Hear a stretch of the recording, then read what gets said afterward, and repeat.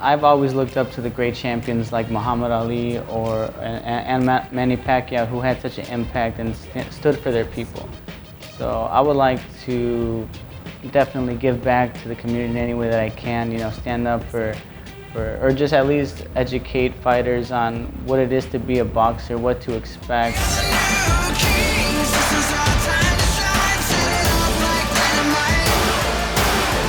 Guys, this is one of the many perks of living in Los Angeles today. I get to soak my feet into the fascinating world of boxing at Wildcard Boxing Gym, which is an iconic gym owned by Freddie Roach, who is the heavyweight of champions. He has trained a slew of amazing people. We're talking about Mike Tyson, Julio Cesar Chavez Jr., Oscar de la Hoya, Manny Pacquiao, and do I need to say more?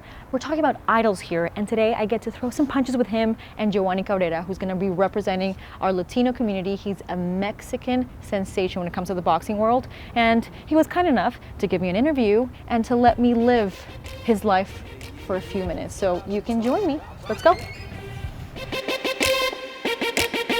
No doubt. We got that vintage school.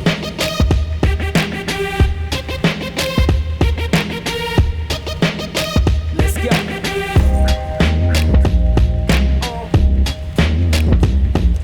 Okay, so I finally made my way into the gym. This is a haven for both professional boxers and newcomers. Anybody can come here for just $5 a day and watch all the heavyweights fight, and I have the honor that I'm going to be joined by Mexican lightweight sensation Giovanni Cabrera, who holds a myriad of titles and records. You actually hold the record for beating the most number of undefeated champions, which is lucky number 7, and then you're 18-0, right? Is that how, I'm pretty new to the terminology in the boxing world. 18 to none, right? 18-0, absolutely right. Which we'll see if we can fix that as we move through the episode. I think I can help you get rid of that O, but we'll see. For now, thank you so much for joining the show. It's my honor to be here and be surrounded by so much legend and history, Gio. So how did you make your way into the boxing world? Well, I started boxing as an amateur when I was 16. It was at a Veterans Hall outside of Chicago. I won by knockout in 10 seconds, and after that, you know, I just fell in love with the sport. It was an amazing experience. I know, to my knowledge, the only faster amateur knockout was Mike Tyson's, and it was 8 seconds. So he beat you for 2 seconds? He beat me Oh my God. Okay, I'm in for a ride later on. Wow. Then I became Golden Gloves champion of Chicago in 2013. Before that, I won the Junior Olympics. I came here when I was 19 to LA to train as an amateur. I thought I was going to turn pro, but I wasn't quite ready yet.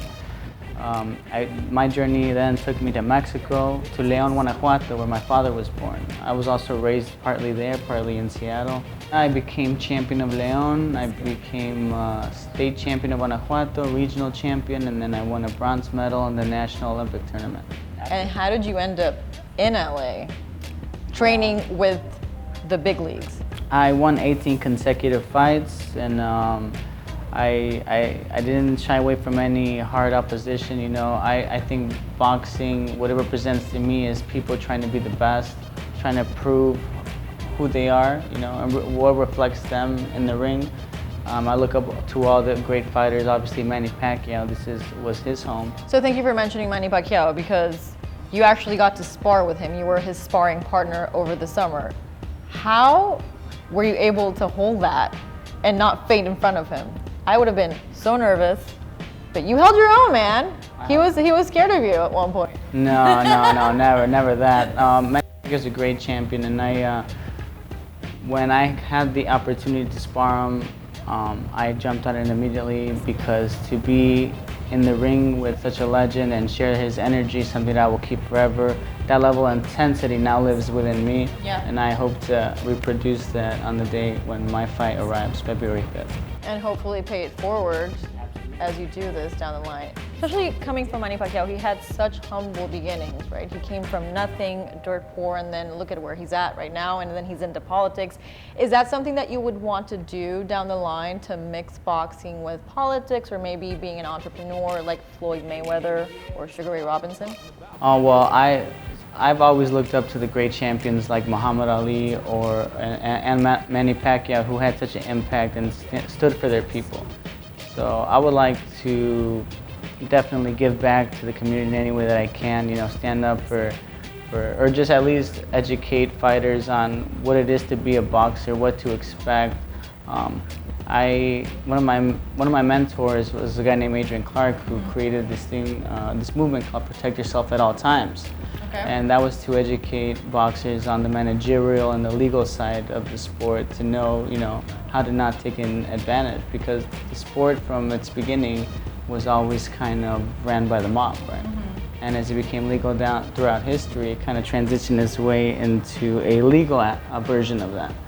So, you know, it's the same with any kind of entertainment, whether it's boxing, professional entertainment, and film, you know.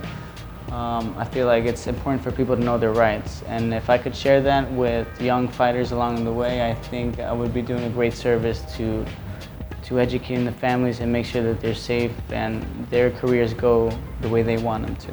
I support that endeavor, man. I'm all for that.